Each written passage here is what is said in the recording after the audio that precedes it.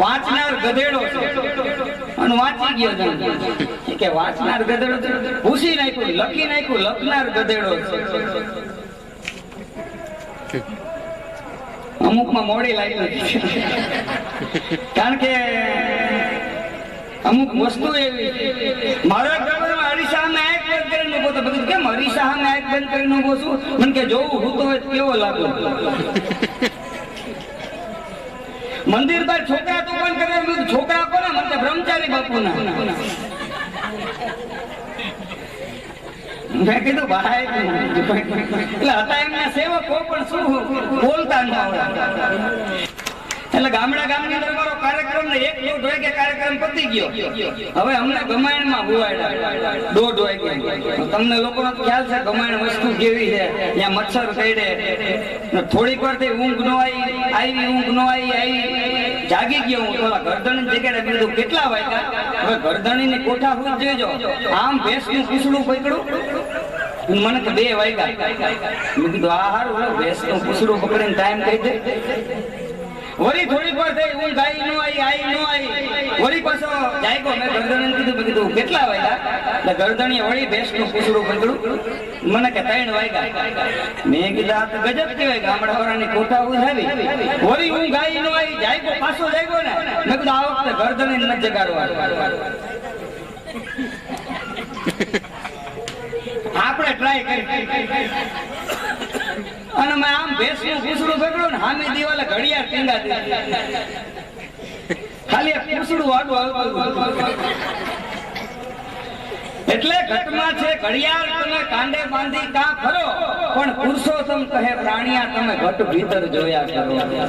ખરેખર ગામડું તો ગામડું છે, કારણ કે જ્યાં ચબુતરા ને ચોરા હોય, ઘરના દૂધણા ઢોરા હોય, ઘર ખેતર ને પાદર હોય, જ્યાં પ્રેમ ભાવ ને આદર હોય, હવા ઉજાસ મજાના હોય, દૂધ ઘી તણા ખજાના હોય, ગલ્લી વાકી ચૂકી હોય, બાયુની કેડે કૂચી હોય, કુવો તળાવ ને આરો હોય, વરસાદ પડે ત્યારે ગારો હોય, વેપારી વાણિયા પાકા હોય, કેટલાક ધરાર કાકા હોય, ગામમાં એક ગોર હોય, ઈ હારા કામમાં સૌથી મોર હોય, રૂપ નિતરતી નારી હોય, એની આંખું તેજ અટારી હોય, ઈ લાજ શરમની મારી હોય, પાદરની પનિહારી હોય, કડિયું લીપેલ ગુપેલ હોય, દિવેલિયાથી દીપેલ હોય, આંગણામાં તુલસીનો ક્યારો હોય, ત્યાં આવા સંતોનો ઉતારો હોય. ભલામણ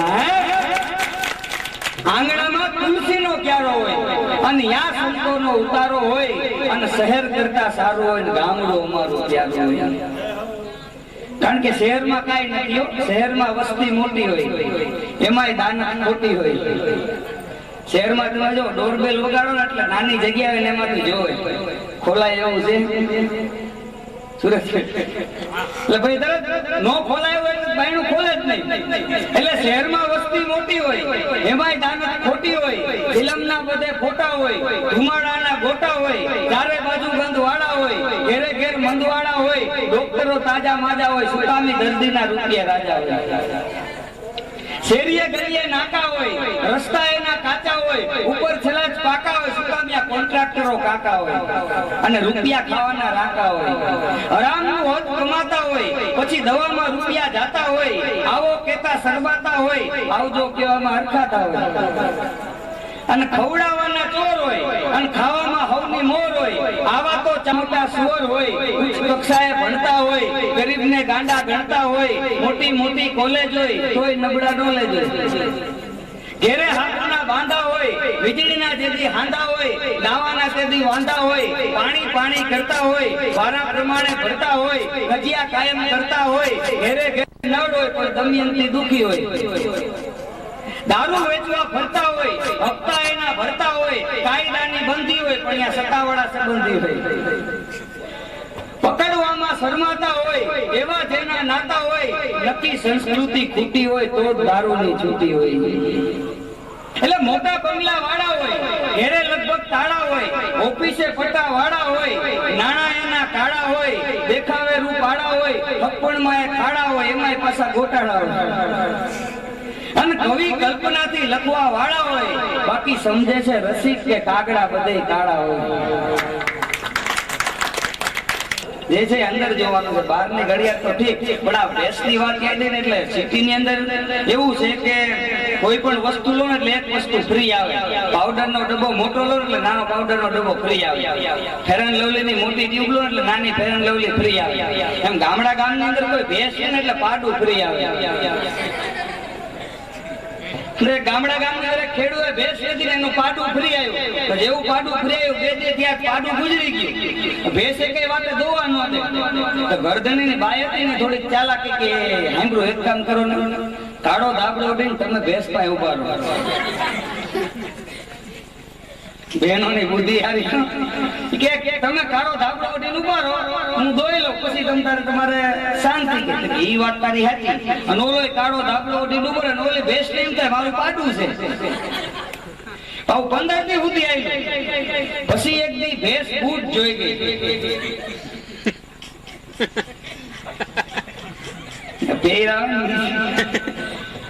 કે મારા દીકરાને બૂટ એમ કરીને ફેરવીને પાટું માર્યું ને તો ઓલી બાઈ ને પાટું આપ્યું. બાઈ સીધી નડિયા ઉપર અને તે ઓલા નડિયા ચારવા હતા એટલે સીધો કેચ જ કિરણ ગાવા માંડ્યો. આકાશમાંથી ઉતરા રે ભોરી ભવાની માં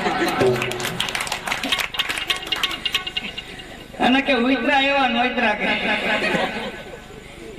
એટલે ઈ કરતો તો બેસી જાય ઘોડી નકામી, બ્રેક વિનાની કાર નકામી, ઊંજી સાવ થોડી નકામી અને સમજણ બહુ મોડી નકામી. બોયલો ફરે બંધો નકામો. આપણને એમ કે પહેલી તારીખે આવજો 500 રૂપિયા આપીશ, ત્યાં જઈને ઉભા એટલે થોડીક વાર પેલા આવ્યો તો હમણાં જ ઓલા નહીં પડે. એમ નહીં. બોયલો ફરે બંધો નકામો અને કાંધ નો દે કંધો નકામો, છોલે નહીં તો રંધો નકામો અને નફા વગરનો ધંધો નકામો. પાયા વિનાનું ચણતર નકામું અને વિનય વિનાનું ભણતર નકામું, કાયદા વિનાનું તંત્ર નકામું, ટાણે વાગે નહીં જંતર નકામું, દાન વગરનું ધન નકામું અને નીતિ વગરનું અન્ન નકામું, આરોગ્ય વગરનું તન નકામું અને કાબુ નો રહી મન નકામું, મીઠાઈ વિનાનો તહેવાર નકામો અને રજા નો માણે તો આ રવિ નકામો અને ટાણે મોજ નો લઈ આવે તો અમારો પ્રેમથી કવિ નકામો. ભલા માણસ ટાણે મોજ આવી જાય.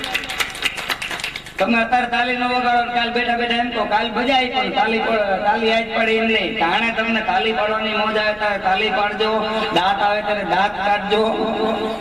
કારણ કે હાથ બે છે અને એક પ્યાલી છે, ખુદા એક છે અને 1000 સવાલી છે, 1000 ફૂલ છે, એનો એક જ માળી છે, રેખા હાથમાં છે ને હાથ ખાલી છે. હાથ ખાલી છે, કાંઈ કોઈની પાસે છે ને જે છે આ સૃષ્ટિ. પણ માન સરોવર પાસેથી એક પ્રસંગ મને યાદ આવે છે કે માન સરોવર પાસેથી એક કવિ પ્રસાર થયો અને હંસો છે એ મોતીના ચારા ચરતા હતા. અને કવિએ જોયું ઓહો આ તો કળિયુગ આવી ગયું. કલીની વાતને કથું હું ક્યાં લગી, સરના એકાને જીતે સાદી બગી, ઘરના ઘાતકી થયા ગગો ગગી, વિચારી બેનડી સાડીયું થઈ સગી, ભીતરના ચિત્રને ક્યાં જઈને ભાખવા, દલના દખને ક્યાં જઈને દાખવા, નથી મંદિર હવે રામ ક્યાં રાખવા, ઉતારા અમારે કહો ક્યાં જઈને નાખવા. આવો કળિયુગ પલોઠી વાળી બેઠો છે અને હંસો છે એ મોતીના ચારા ચરે છે. તો આ કળિયુગની અંદર હંસો ને મોતીના ચારા નહીં મળે.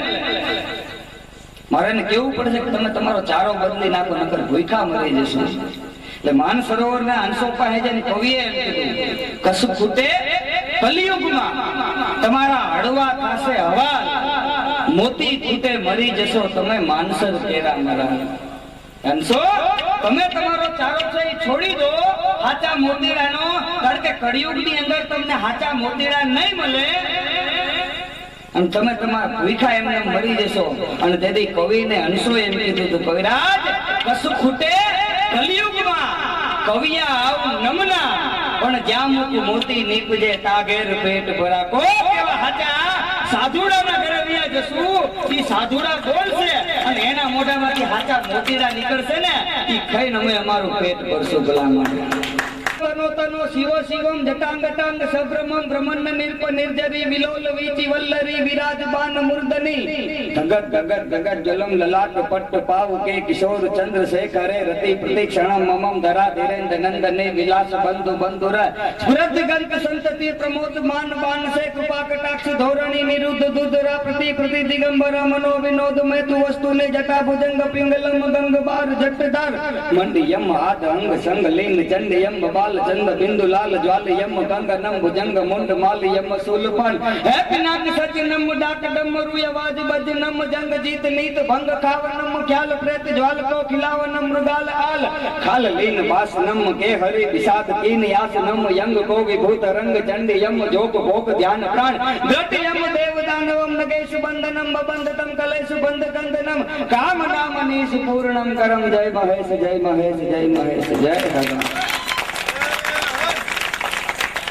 ભગવાન કે આવી રીતે મેં ભગવાન શિવને પ્રસન્ન કર્યો પણ વિચાર કરો હેબત પર જેવું ગામ હોય ગામની બહાર એકાદું શિવાલય હોય અને શ્રાવણ મહિનો આવે અને શ્રાવણ મહિનાનો સોમવાર હોય ભગવાન શિવને જેથી પ્રસન્ન કરવા માટે જાતી હોય જયા પાર્વતીનું વ્રત હોય અને શ્રાવણ મહિનાની શરૂઆત હોય અને ભગવાન શિવ પાસે જાતી હોય શું ગાતી હોય હે યુરાયા વો શિવ શંકર ભોળા ચડાવું તમને ભભૂતિ ના ઓડા ઓરાયા વો શિવ શંકર ભોળા આની ભક્તિમાં વજન નો અહીંયા ભોળોનાથ પ્રસન્ન થઈને આવે આય તારા જેઠા મૂકી વજન મૂકીને વરવા પણ નવલખ તારો નીચે બેઠા કહે તુમડે તરવા પણ 14 ઘોણ નો નાથ આવે એક ચપટી ધૂળની પ્રીતે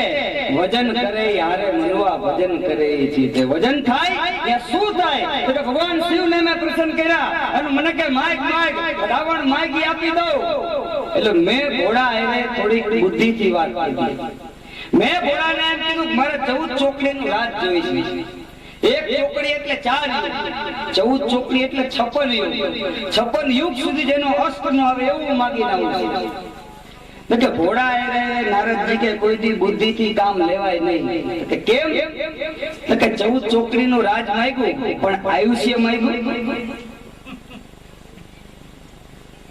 એને ભોગવવા માટે આયુષ્ય જોઈ ને આયુષ્ય માંગ્યું કે ના ઈ તો લઈ ગયું તો કે તો દીકરા જીવી લે 14 ચોકડી નું રાજ કારણ કે ડાપણ ની વાતો કોણે કીધી દુનિયાના ડાયા ડાપણ ની વાતો કોણે કીધી વેદ ને ભણેલો અને જેણે શિવને રીઝવ્યા એને જાનકી ને કેમ હરી લીધી હે દુનિયાના ડાયા ડાપણ ની વાતો કોણે કીધી ભાગવત સપ્તાહ ચાલે છે અને ભાગવત માંથી કદાચ જો એક પ્રસંગ લઈ ઉદ્ધવ અને કૃષ્ણ પણ શરીરે ધેરા લાલ પીત સુ વાગા પતરંગ ટેડે ધરે શીશ પાદા વેડા ઓટ માથે ખુલા કેસ વાગા જોતા નારીઓ વારણા લીધ જાકા કેડે કટારા ભેટ બાંધી કસીને સોડે કડાય તેજ જેવું સસીને પછી ભુજા ચતુર જોર જાનમ ભારી નમો શંખ ચક્ર ગદા પદ્મ ધારી આવો કનૈયો અને આવો ઉદ્ધવ બાપુ બેઠા છે એટલે મારા ખાસી પ્રસંગ કેવો છે કે ઉદ્ધવે ભગવાન કૃષ્ણને એમ કીધું કે માણસો એમ કે છે કે જગત ની અંદર પ્રેમ છે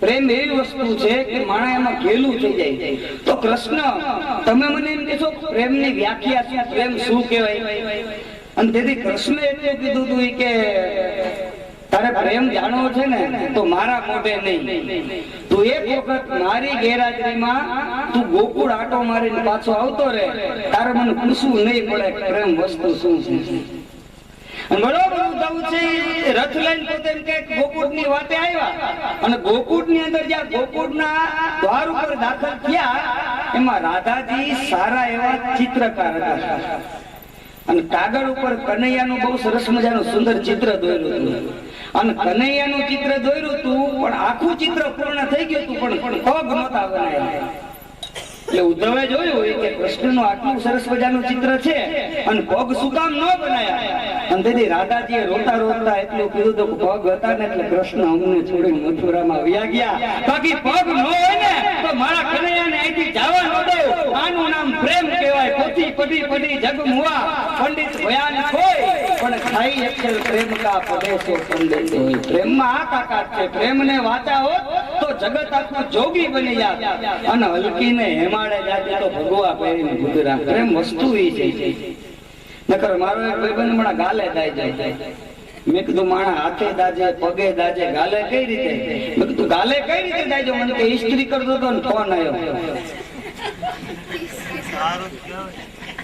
દિલીપ મામા એટલે અમુક ને પછી ફોન વસ્તુ એવી છે અત્યારે કે કોને ક્યાં જવું એ જ નક્કી નથી થતું. ફોનમાં બરવાડા જવાનું ને ધોલેરા ઉપડી જાય, કારણ કે એ વસ્તુ જેવી છે ક્યાંય વ્યા ગયા ખબર ખ્યાલ. પણ ગામની અંદર બે જણા સિટીમાં આવ્યા તો એક ભાઈ મોબાઈલ ઉપર વાત કરતા હતા. એક કે બીજાને કે આ ગાંડો થઈ ગયો લાગે, બીજો કે ના એવું નથી, મોબાઈલ ની શોધ થઈ છે. તો કે શહેર વાળા શોધ કરે તો આપણે ગામડા વાળા એમને બેહી રહે, આપણે થોડીક શોધ કરવી પડે ને. તો બે જણાએ શોધ કરી, ઓલા કબૂતરા લઈ આવ્યા, ધોરા કબૂતરા. એકની ચિઠ્ઠી બીજો લઈને જાય, બીજાની ચિઠ્ઠી પેલો લઈને જાય, આમાં મેસેજ મોકલે. એમાં એક કબૂતરું ચિઠ્ઠી વગર આવ્યું. તો ચિઠ્ઠી વગર આવ્યું ને એટલે ઓલા લોકલ ડબલામાં રૂપિયાનો સિક્કો નાખીને ગામડે ફોન કર્યો, એ કે તારું કબૂતરું ચિઠ્ઠી વગર આવ્યું, બોલો કે મેં મિસ કોલ માર્યો. હવે રેવા દે, મિસ કોલ નો દીકરો. પણ કીધું ને ખરેખર મજા આવે. મારી બાજુમાં એક ભાઈ છત્રી લઈને નીકળ્યા, છત્રી બેગ ઉપર ઢાંકીને પોતે પલળતા હતા. વરસાદના સમય છત્રી બેગ ઉપર ઢાંકેલી પોતે પલળતા હતા. મેં કીધું આવું કા? મને કે બે દી પહેલા લીધી, હું તો 40 વર્ષ જૂનો છું. હવે એને બોલો. અને અમારે સુરેન્દ્રનગર કદાચ આવો ને એટલે એમાં એવું છે, જો કોઈ મોરબી જવું હોય ને, આ મારો અનુભવ છે, જાત અનુભવ. મોરબી જવું હોય એટલે માટેલ થઈને જવાય ને સરા થઈને જવાય. એમાં અમારે માટેલ ખોડિયારમાંનું મંદિર છે ને સરા મેલડીમાંનું મંદિર છે. એક બેન પૂછપરછ વિભાગ આવ્યા કે મારે મોરબી જવું છે, એટલે સાહેબ કે કા તમને માટેલ વાળી લેશે,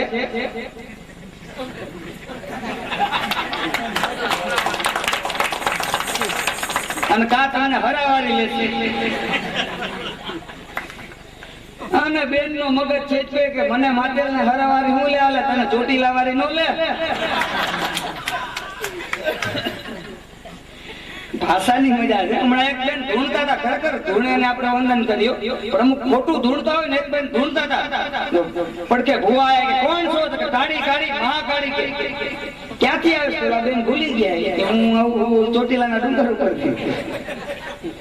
ઓલા ભુવા કે પાસી વેર ચોટીલાના ડુંગર ઉપર ચામુંડા હોય, પણ આ તો બેનો કે મારી બેન ને મળવા ગઈ હતી.